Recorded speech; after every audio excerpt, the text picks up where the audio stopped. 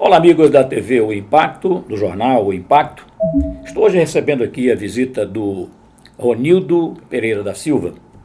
E o fato que nós vamos abordar aqui, inclusive eu peço permissão para que você acompanhe com muita atenção, porque quando se perde um ente querido, a tristeza é muito grande, né? E o caso que nós vamos abordar é exatamente isso, é a perda de um ente querido da família dele, a cunhada dele no caso, que estava grávida e que faleceu esta semana, na terça-feira. Ela ainda foi atendida e a criança foi salva, mas infelizmente a mãe veio a óbito. E como a família não se conforma, a forma como ela realmente aconteceu, a situação, eles estão procurando justiça e nós vamos abordar esse caso aqui. Ronildo, nós lamentamos o que aconteceu, mas o caso vocês têm interesse em divulgar e a gente está aqui para, naturalmente, prestar esse serviço. A sua cunhada era a Geisiane Assunção da Mota, 32 anos de idade. Positivo. Já era o terceiro filho, né? Já tinham dois, esse é o terceiro. Correto. Inclusive a criança está passando bem, não é isso? Isso. Só, lamentavelmente, a mãe faleceu.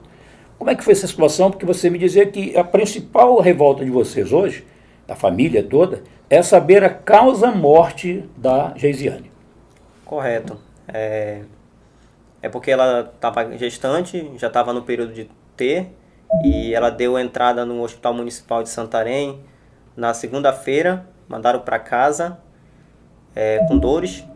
Depois ela deu entrada na quarta-feira, né, em que um médico olhou ela, não fez nenhum exame, detectou que ela estava com uma infecção urinária, passou a medicação e fizeram o toque. Ela estava com 2 centímetros de dilatação, mandaram para casa e disseram que só quando ela tivesse com muitas dores mesmo, que era para ela retornar, que era para fazer o parto, né? E aí, esse período, ela foi para casa e no sábado, aconteceu, no sábado passado, né, de que ela, não suportando mais as dores, pediu para ser levada. Isso, então quando ela pediu para minha sogra, né, a mãe dela, levar, ela pediu isso por volta de meio-dia, mas só que ela preferiu almoçar primeiro para ir, né, ter o parto. E quando ela, já por volta de, acredito, 1h da tarde, não tenho o horário bem precisamente, mas quando ela saiu fora de casa, ela viu que as unhas dos seus pés já estavam roxas, né? Então ela foi imediatamente para o hospital municipal. No sábado, quando ela deu entrada lá, o médico disse que o caso dela era de emergência, né? E que ela precisava fazer uma cesariana de urgência, né? Inclusive pediu para a família, para o acompanhante que era a mãe, orar, né? Acreditar. E fizeram o parto dela. Bem, aí depois do parto que veio a complicação.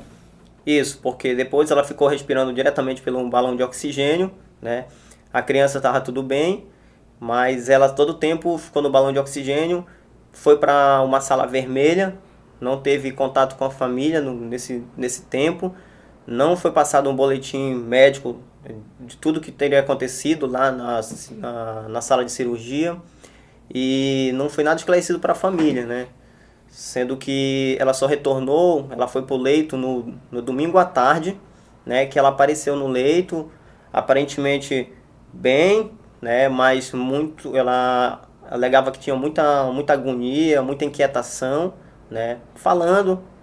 E quando foi isso já ela retornou para o leito no domingo, quando foi na madrugada já na madrugada da segunda, do domingo para segunda, ela foi para a sala vermelha novamente porque a pressão dela baixou, né? E ninguém sabe qual a causa da pressão dela estar baixando, né? Então a pressão dela baixou e ela retornou para a sala vermelha.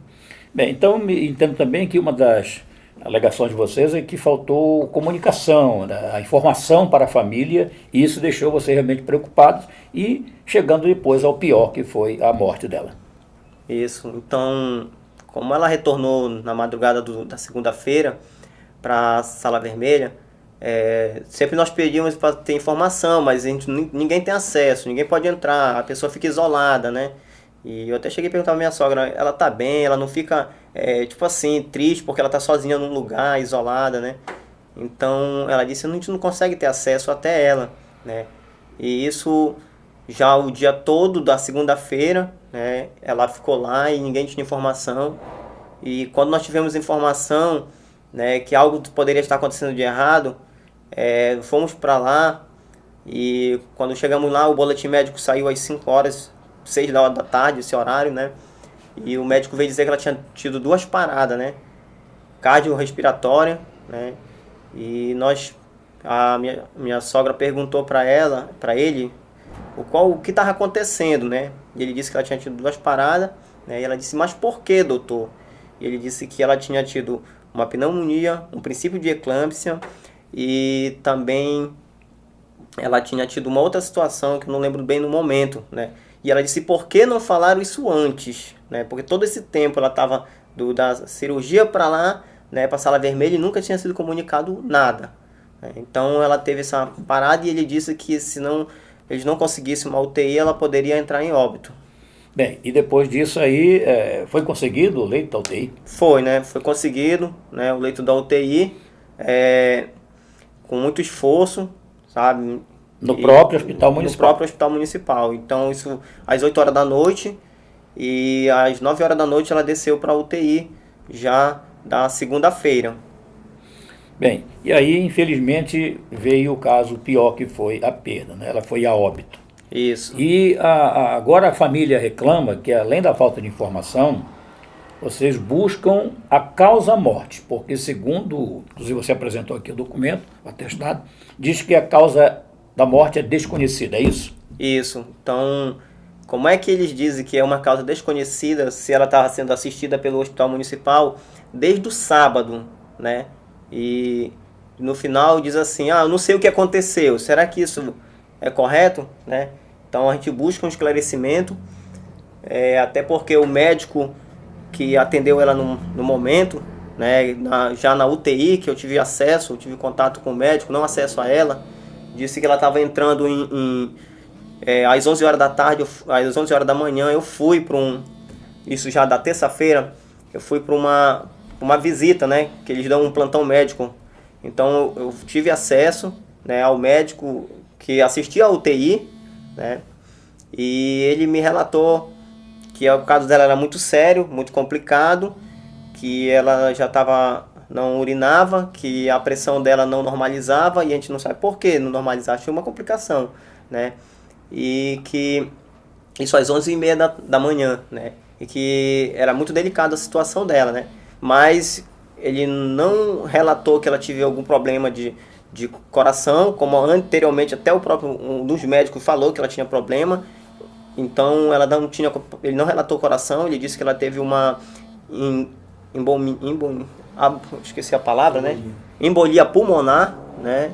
E foi a causa que agravou, né? Ele disse que foi essa a situação que aconteceu com ela, né? Ele chegou a dizer que é um caso raro isso acontecer? Sim, ele disse que, segundo o conhecimento dele, ele chegou a dizer que era um caso raro, né? Que poderia ter sido o líquido amniótico, né? Que entrou na corrente sanguínea na hora do parto e atingiu os pulmões, né? Que é um óleo, né? Que ele relatou que o líquido óptico é um óleo, né? Então, o que ele me passou foi isso, né? Isso já era às 11h30 e quando eu me retirei do hospital, que a gente foi ter informação, já era 1 hora da tarde, né, que eles procuravam a família para dar uma informação. Aí, nesse momento, a gente recebeu uma informação de que eles procuravam a família, sendo que nós tínhamos deixado contato para os médicos, desde o começo tinha contatos da família, né? Então, a gente houve uma conversa que eles estavam procurando a família. Certo. Bem, e depois de tudo isso, agora, então, infelizmente, com a perda dela, a família não está conformada e o procedimento agora é assim, vocês estão sendo orientados pela OAB, a Associação de Santarém, através da Comissão de Saúde, certo, buscando um esclarecimento. E isso começa, inclusive, com a busca de todo o prontuário.